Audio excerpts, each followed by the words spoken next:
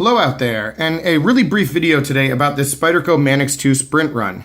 And this is the Blade HQ exclusive edition with the Jade G10 handle scales and CPM M4 blade steel. And just a really neat knife, and one that I'm fortunate to have in front of me because it's actually not my knife. The person who purchased this was nice enough to send this my way just so that I could get a quick look at it. And the reason why I wanted to look at this knife is because I'm actually in the market for a Manix 2 myself. And I've never owned a G10 version with the ball bearing lock, believe it or not.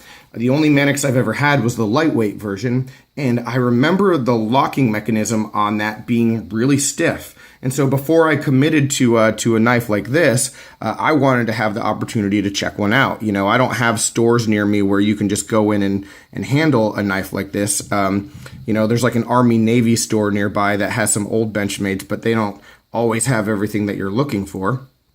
And so just the opportunity to see about this locking mechanism is a really great one for me so that I can choose between this or maybe the backlock version, which I really liked when I was able to handle that briefly. So yeah, here we are, and figured might as well get it in front of the camera and let you get a quick look at it and maybe talk about the knife just a little bit more. And see, it looks pretty much like you would expect a Manix to, except for you know, the different colored handle scales. And it's just a really neat knife, and it's very cool that Blade HQ is continuing this exclusive partnership with Spyderco. They've done a few other knives in this configuration. They did the military most recently, and they also did the paramilitary 2, I believe, a year and a half ago. So that knife was in Jade G10 and CPM M4 as well, and that sold out almost immediately and was just really expensive on the aftermarket. And I, luckily, got one of those when it first came out. And it was a really cool knife, but there was always something about it that just bothered me aesthetically. And it was that for Jade G10 like this, I really think that the blade should be dark.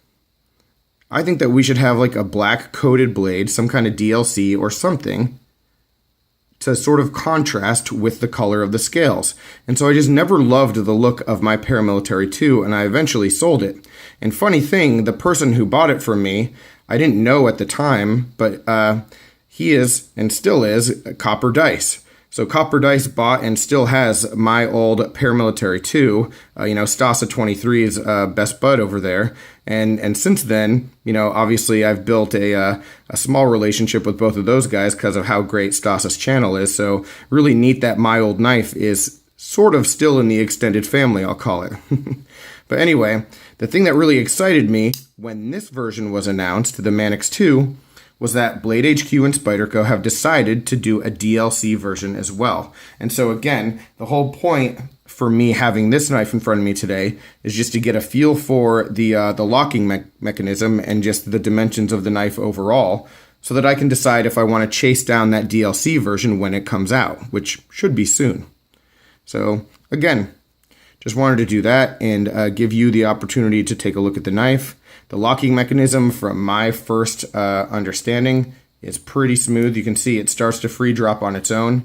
I'm not going to make any adjustments because it's not my knife, but it's easy to actuate. Not nearly as stiff as I remember the lightweight one being.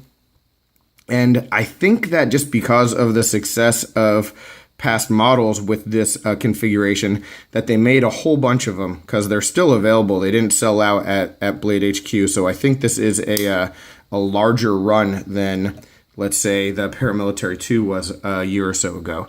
So definitely out there. $135, $140 for this, which obviously is not a cheap knife, but when you look at the materials and the exclusive aspect of it versus the price of other Manix 2s, if you're in the market for a Manix 2, I think this is probably the one to get, guys.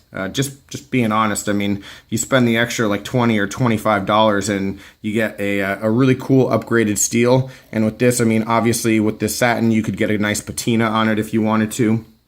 You also get the Jade green, G10 scales. So again, I think that upcharge really isn't too hefty compared to just a regular Manix 2 price.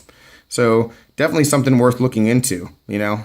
So anyway, guys, that's it. I've got to get this boxed up and shipped to the owner. So I appreciate you watching. Any other questions, comments, complaints, suggestions, what you're interested is in this knife, let me know down below. But I'll talk with you soon. Have a good one.